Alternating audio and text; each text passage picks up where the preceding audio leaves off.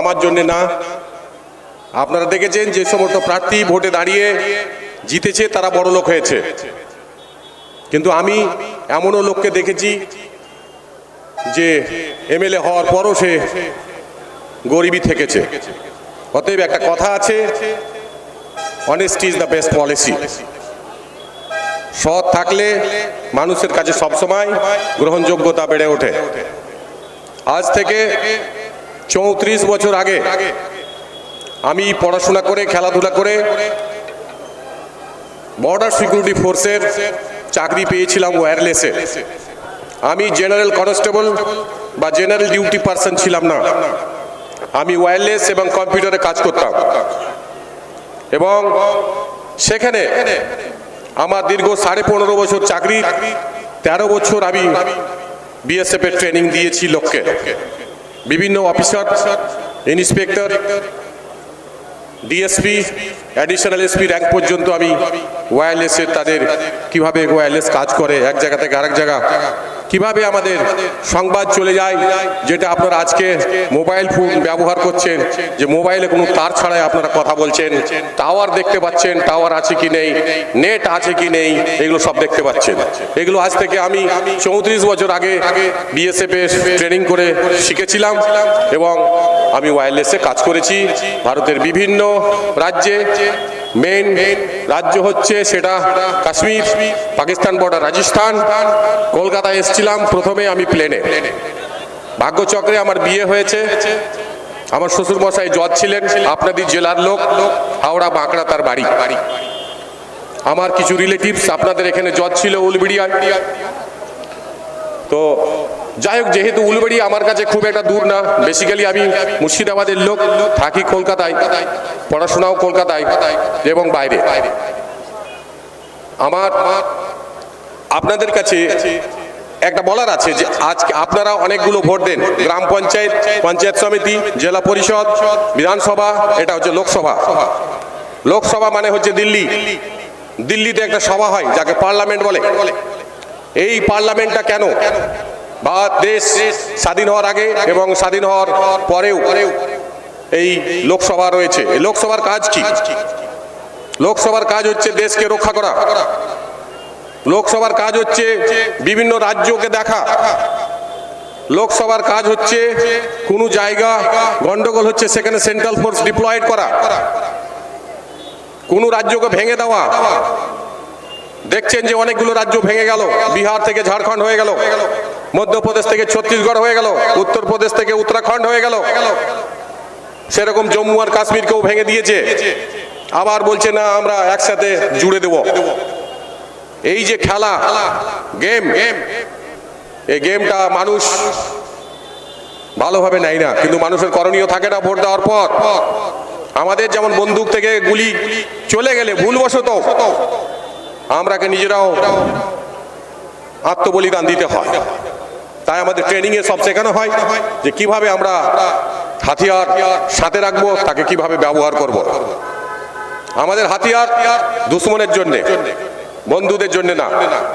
আজকে রাজ্য সরকার যে রাজ্যে ভোট হয় সে ভোটটাকেও পরিচালনা করতে রাজ্যের যে প্রশাসন, রাজ্যের যে পুলিশ, হোমগার্ড বা সিভিল থেকে আগে রিক্রুট করা হতো, সেটা দিয়েও করতে পারছে না। তাই সেন্ট্রাল ফোর্সকে ডিপ্লয়েড করা হচ্ছে এবং বিভিন্ন ফেজে ইলেকশন কমিশন অফ ইন্ডিয়া বিভিন্ন ফেজে, ফেজ মানে বুঝতে পারছেন, বিভিন্ন দফায় 7 দফায় ভোট করাচ্ছে। এক দফায় করাতে পারবো না। তার মানে কি? অরাজকতার দেশে সৃষ্টি হয়েছে। রাজ্য প্রশাসনের দায়িত্ব রাজ্যের ল অ্যান্ড অর্ডার মেনটেন করা, সেখানে রাজ্য প্রশাসন ফেলিওর হয়ে যাচ্ছে। কেন্দ্রেও বিভিন্ন অরাজকতা আমি দেখেছি। আমি এখন ইউনিভার্সিটি প্রফেসর, ম্যানেজমেন্টের প্রফেসর, MBA এর প্রফেসর, সেন্ট্রাল ইউনিভার্সিটির প্রফেসর, আলিগড় মুসলিম ইউনিভার্সিটির প্রফেসর, একটা বিখ্যাত ইউনিভার্সিটির প্রফেসর আমার হওয়ার সুযোগ হয়েছে। তাহলে আপনারা ভাববেন যে প্রফেসরের যদি যোগ্যতা ছিল তাহলে বিএসএফ এ কেন গিয়েছিলেন? বিএসএফে যখন আমি গিয়েছিলাম তখন আমি উচ্চ মাধ্যমিক সায়েন্স পড়তে পড়তে আমি চলে গিয়েছিলাম, সায়েন্সেই পরীক্ষা দিতে হয়েছিল। তারপর আমি পড়াশোনা করেছি, হায়ার সেকেন্ডারি করেছি সায়েন্সে, আমি গ্র্যাজুয়েশন করেছি কম্পিউটার সায়েন্সে, মাস্টার ডিগ্রি করেছি কম্পিউটার সায়েন্সে ক্যালকাটা থেকে মৌলানা আজাদ কলেজ এবং সেন্ট জেভিয়ার্স কলেজ। আবার আমি বিএসএফের চাকরি ছেড়ে আমি কম্পিউটার ইঞ্জিনিয়ার ছিলাম। ইঞ্জিনিয়ার থাকাকালীন আবার পড়াশোনা করেছি, সেখান থেকে মাস্টার ইন বিজনেস অ্যাডমিনিস্ট্রেশন করেছি টেকনিক্যাল ম্যানেজমেন্টের ওপর। এবং তারপরে আমি এই ইউনিভার্সিটি আমার বাড়ির কাছে হয়েছে, সেখানে আমি চেষ্টা করেছি, আমি চান্স পেয়েছি। 4 বছর আমি টেম্পোরারি ছিলাম, 4 বছর পর আমি পার্মানেন্ট হয়েছিলাম। আমার ইউনিভার্সিটির আমি বলতে খুব গর্ব বোধ করি যে আমার ইউনিভার্সিটির ভাইস চ্যান্সেলর হয়েছিলেন তৎকালীন lieutenant general retired Zameeruddin Shah, Naseeruddin Shah সিনেমার যে অ্যাক্টর আছে তার বড় ভাই, তার দাদা। ওনার কালে আমি রিক্রুটমেন্ট হয়েছিলাম এবং আজকেও আমি কাজ করে যাচ্ছি, উনি রিটায়ার করে গেছেন। আজকে উলুবেড়িয়ায় আমার আসার কারণ কি, সাংবাদিক ভাইরা জিজ্ঞাসা করেছেন যে স্যার আপনি রাজনীতিতে কেন এলেন, এর আগে ছিলেন কিনা। তাদের মনের কথা জানার ইচ্ছা, তাদের আমি প্রশ্নের জবাব দিয়েছি, সেটা নেটে আছে, আপনারা দেখতে পাবেন। কয়েকটা জিনিস বলার আছে, সেটা হচ্ছে এই যে লোকসভা ইলেকশন, এর আগে অনেকবার ইলেকশন হয়েছে। এই ইলেকশন হলে কি হতে পারে আপনারা একটু একটু শুনেছেন। এই ইলেকশনটা করারও ইচ্ছা ছিল না, বুঝতে পারছেন। এই ইলেকশনে কত রকম ভাবে বলা হচ্ছে যে আমাদের এতগুলো সিট আসবে, এতগুলো সিট আসবে, আগে থেকে কাউকে বলতে নেই।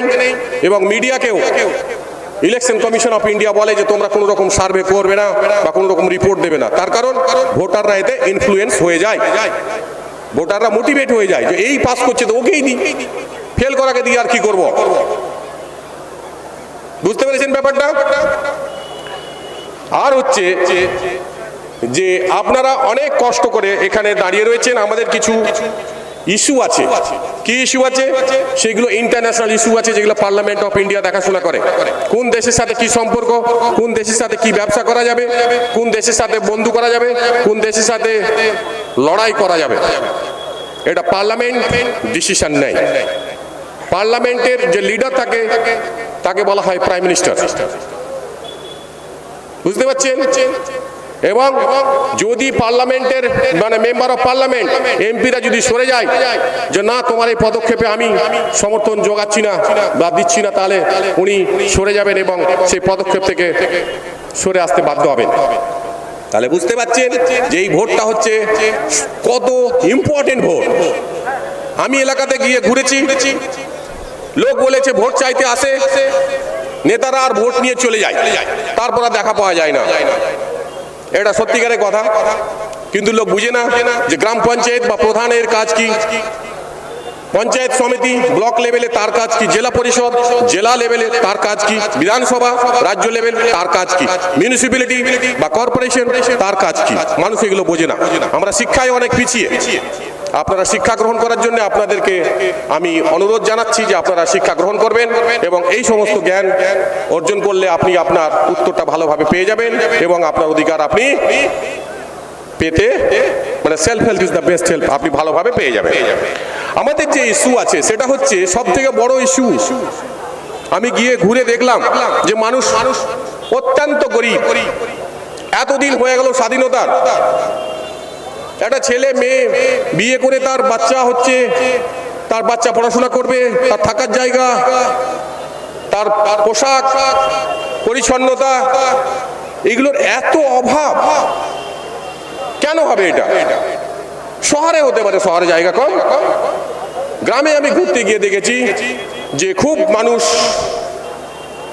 এক্সপ্লয়েটেড হয়েছে, ব্যবসা নেই জিএসটির জন্য এবং আমাদের বিভিন্ন কারণ রয়েছে। যেমন আপনারাকে বলি, কৃষকরা এমএসপি চাই, মিনিমাম সাপোর্ট প্রাইস, যে আমি যে চাষ করলাম এই চাষ থেকে আমি খেতে পাবো তো, আমার সংসারটা চলবে তো, আমার সারা বছর আমার ঘর সংসার চলবে তো। এই জন্য গভর্নমেন্ট একটা আইন করেছিলেন যে আমাদের কৃষি বিজ্ঞানী উনি বলেছিলেন যে আমাদের যারা কৃষক ভাই তাদের একটা মিনিমাম ইনকাম থাকতে হবে, তা না হলে ওনারা বাঁচতে পারবেন না, চাষ করা ছেড়ে দেবেন। আজকে আপনাদের দেখুন হাওড়া জেলা আমি পুরোটা ঘুরতে পারিনি, আপনার উলবেড়িয়া ক্ষেত্র আরও আমি ঘুরবো এবং দেখব যে ইন্ডাস্ট্রি হওয়ার জন্য যে পলিউশন হয়েছে, জমি রয়েছে সেই জমিতে কোনো ফসল হয় না। কারণ কি, ইন্ডাস্ট্রি থেকে যে দূষিত জল সেই জমিতে চলে যায় এবং জমি উর্বরতা নষ্ট হয়ে যায়। জানেন কি আপনারা এটা নিয়ে আমাদের গবেষণা হয়, এটা আমি কোর্স করেছি বলে আমি জানি যে এটা একটা ওয়েস্ট ম্যানেজমেন্ট বা আমাদের যে বর্জ্য তাকে আমরা কিভাবে ম্যানেজ করব। এটা যদি ঠিকভাবে কোম্পানি ম্যানেজ করে তাহলে আপনার জমির উর্বরতা আপনি অক্ষুণ্ণ থাকবে বা ফিরে পাবেন। আর একটা হচ্ছে, একজন বলছে যে এনআরসি সিএ করাবো, আর একজন বলছে করতে দেব না। কেন্দ্র থেকে বলছে করাবো, রাজ্য থেকে বলছে করতে দেব না। মধ্যেখানে আমরা সব পিছিয়ে যাচ্ছি। আমরা সেই ভয়ে আতঙ্কিত।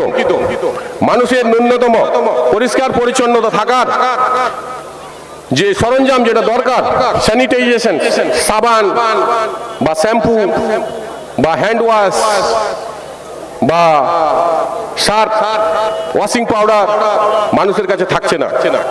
আমি বিভিন্ন ঘরে গিয়ে এগুলো আমি অনুভব করেছি, যার জন্য মানুষের বিভিন্ন অসুখ হয়ে যায়। কলেরা, ম্যালেরিয়া, ডায়রিয়া, এই অসুখগুলো হয়ে যায়। এইগুলো আপনারা দেখবেন যে সরকার বিভিন্ন সময় বিভিন্ন স্কিমের মাধ্যমে দেওয়ার সাহায্য করে, কিন্তু গভর্নমেন্ট ফেল হয়ে যায়। কেন? আমাদের যে ডিস্ট্রিবিউশন চ্যানেল, সেই চ্যানেলটা কারাপ্টেড হয়ে গেছে। চ্যানেল বোঝেন তো, এক জায়গায় ইনজেকশন দিলে পুরো শরীরে যেন চলে যায়। তো সরকার যে এইডস গুলো দেয়, যে সাহায্যগুলো দেয়, সেই সাহায্যগুলো যেন জনতার কাছে পৌঁছায়। তো জনতার কাছে পৌঁছাতে পারে না, তার কারণ কি? যে রাস্তা, যে চ্যানেল যার মাধ্যমে যাচ্ছে তারা কারাপ্টেড। কারাপ্টেড মানে হচ্ছে দুর্নীতিগ্রস্ত, বলে না যেতে দেবো না, ও খেয়ে নিচ্ছে। আপনারা জানছেন দুর্নীতির ব্যাপারে অনেক প্রমাণ হয়ে গেছে, কোর্টে প্রমাণ হয়েছে, ধরা পড়েছে, জেল খাটছে। এগুলো বলতে আমার লজ্জা লাগে, খুব লজ্জা লাগে আমার। কিন্তু চোরের মায়ের গলা বড়, তারাই বলছে যে না, আমাকে আমার ভোট দাও, আবার ভোট দাও আমাকে। আর আমরা এত আমাদের ক্ষমতা কম যে আমরা সামনাসামনি বলতে পারি না যে আপনি কেন দাঁড়িয়েছেন। অনেক জায়গায় অনেকে ধরে অপমান করেছে। আমার এমপি, জঙ্গিপুরের এমপি খলিলুর রহমানকে 7টা বিধানসভা ঘুরে আমি পাস করিয়েছিলাম, লোককে রিকোয়েস্ট করে করে। একজন প্রফেসর কোনদিন ভোটের প্রচার করতে দেখেছেন আপনারা? কলেজের প্রফেসরকেই দেখবেন না যে কাউরির জন্য প্রচার করছে, কিন্তু আমি ইউনিভার্সিটি প্রফেসর হয়ে আমি প্রচার করেছি।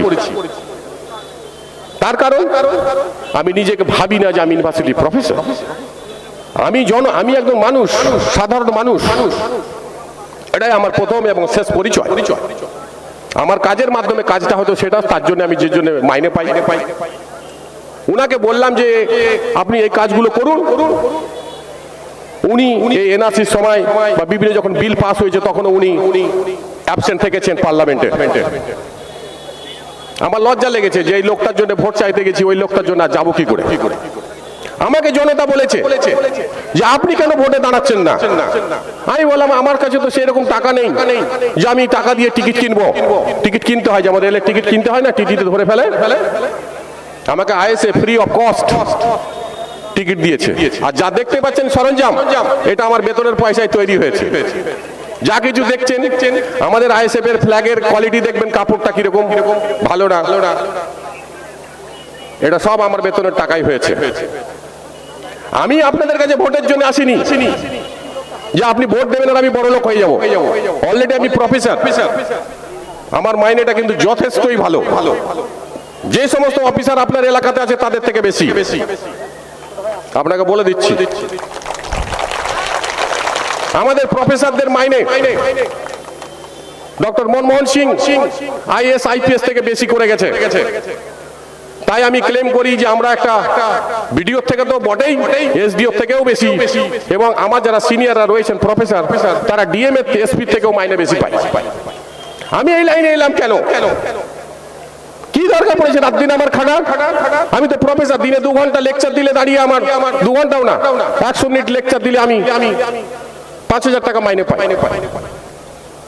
তার জন্য আমাকে পড়তে হয়েছে, গবেষণা করাতে হয়। আমাদের বিশ্ববিদ্যালয়ের প্রফেসরদের কাজ হচ্ছে এইগুলো, গবেষণা করা আর গবেষণা করানো এবং মানুষকে মাস্টার ডিগ্রি পড়ানো। আপনাদের পড়াশোনার ব্যাপারে আপনারা যোগাযোগ করতে পারেন যে আমার ইউনিভার্সিটিতে বা বাইরের ইউনিভার্সিটিতে কোনো ছেলে যদি পড়তে চায় আমরা সেগুলো সহায়তা করে থাকি। আমরা কোনো তার জন্য কোনো পয়সা নিই না। এটা আপনাদেরকে অ্যাডিশনাল ইনফরমেশন আমি দিলাম। আর আপনারা বলুন যে আমাদের রাজ্যে আপনাদের হয়তো খেয়াল নেই, যারা চাকরি করে তারা জানে যে একটা ডিআরএস অ্যালাউন্স বলে ডিএ বলে হয়, যারা সরকারি চাকরি করে তারা জানে সেটা রাজ্য সরকার কেন্দ্র সরকার যখন বাড়ায় যে ডিএটা দেয় সেই ডিএটা সব রাজ্যই প্রায় দেয়। কিছু কিছু রাজ্য তার নিজের ইচ্ছায় দেয় না, কিন্তু বিহারের মতো রাজ্য, উত্তরপ্রদেশের মতো রাজ্য দেয়, ওয়েস্ট বেঙ্গল যেটা দেয় না।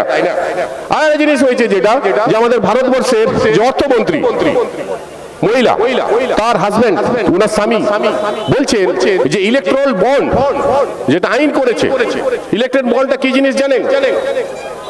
ইলেকশনের জন্য কোনো পার্টিকে কোনো কোম্পানি কিছু টাকা দিতে পারে ব্যাংকের মাধ্যমে।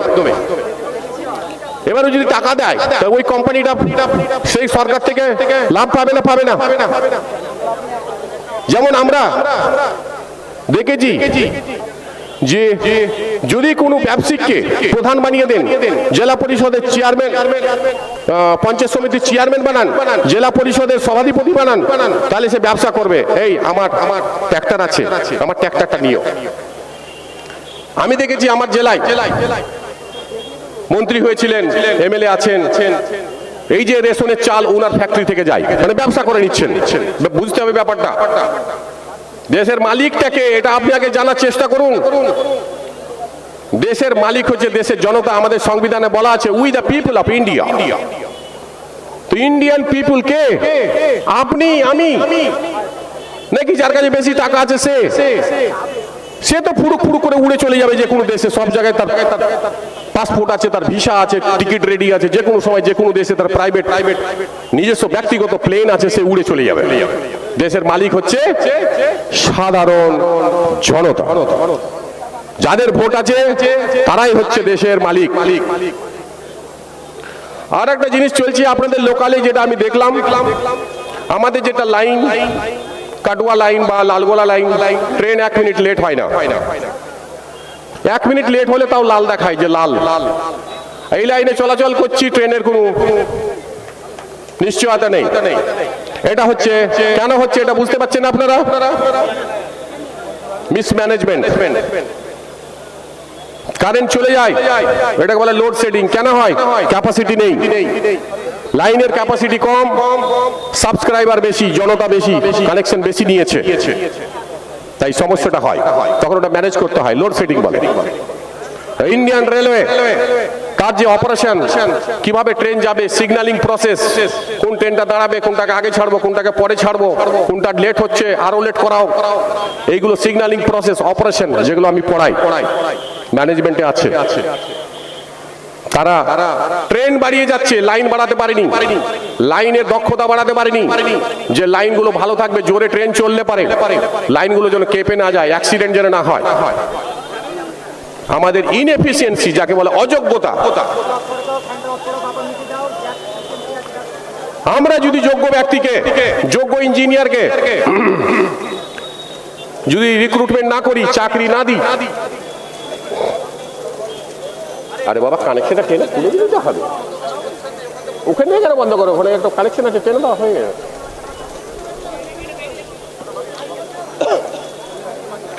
তো আমরা যখন অসুস্থ হই তখন ভালো ডাক্তারের কাছে যাওয়ার চেষ্টা করি না?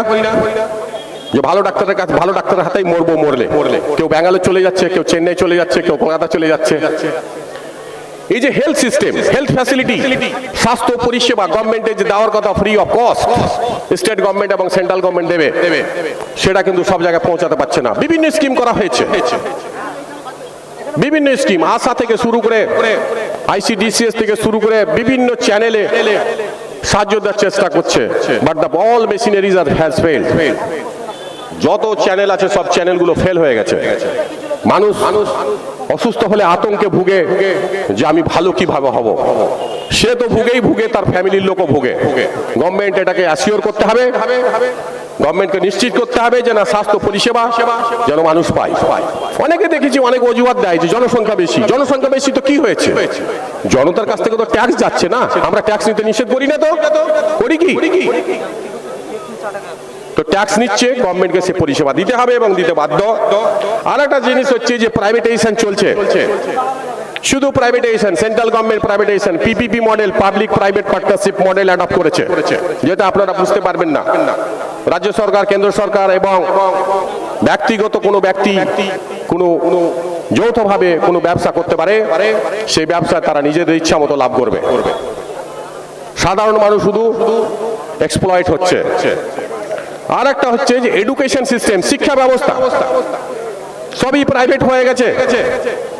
সরকারি স্কুলে ভালো শিক্ষা হয় না, সরকারি স্কুলে মিড ডে মিল, সরকারি স্কুলকে টিচারদেরকে ভোটের সময় ব্যবহার হচ্ছে, 2 মাস ধরে 1 মাস ধরে স্কুল বন্ধ, ছেলেগুলোর পড়াশোনা কি হবে বলুন? তো গভর্নমেন্টকে এটা ভাবতে হবে যে আমরা স্কুলগুলোকে কম সময় ব্যবহার করব, যেন আমাদের বাচ্চাদের পড়াশোনা নষ্ট না হয়। বাচ্চারা বুঝতে পারবে বলুন তো? ছুটি পেলেই আমরা খুশি হয়ে যাই, হয় না?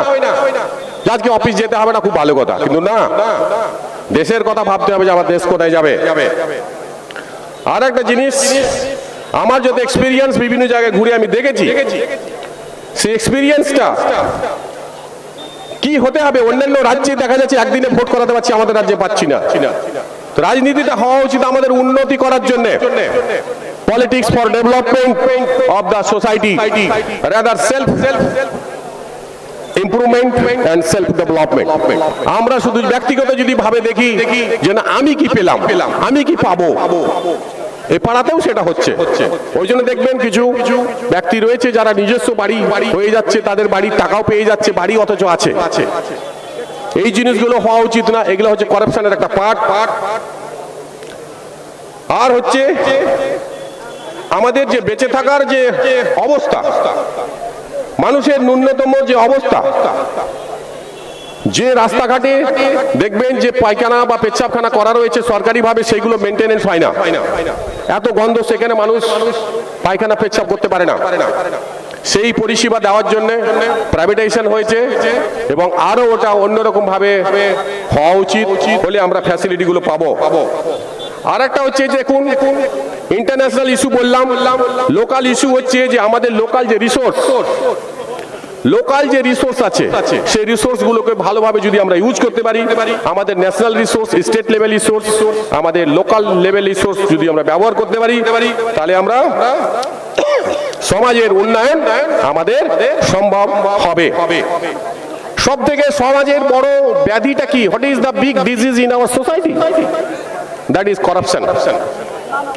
আমাদের করাপশনকে পুরোপুরি শেষ করা যাবে না, করাপশন কম করা যায়। করাপশন এমনই ধরনের একটা অসুখ যেটা টুকটাক থেকেই যায়। জিন্দাবাদ জিন্দাবাদ, ইন্ডিয়ান সেকুলার ফ্রন্ট জিন্দাবাদ, জিন্দাবাদ জিন্দাবাদ, নওশাদ সিদ্দিকী জিন্দাবাদ, জিন্দাবাদ, ভাঙড়ের বিধায়ক নওশাদ সিদ্দিকী জিন্দাবাদ, জিন্দাবাদ, আইএসএফ জিন্দাবাদ, জিন্দাবাদ, ইন্ডিয়ান সেকুলার ফ্রন্ট জিন্দাবাদ, জিন্দাবাদ জিন্দাবাদ, নওশাদ সিদ্দিকী জিন্দাবাদ, জিন্দাবাদ, আইএসএফ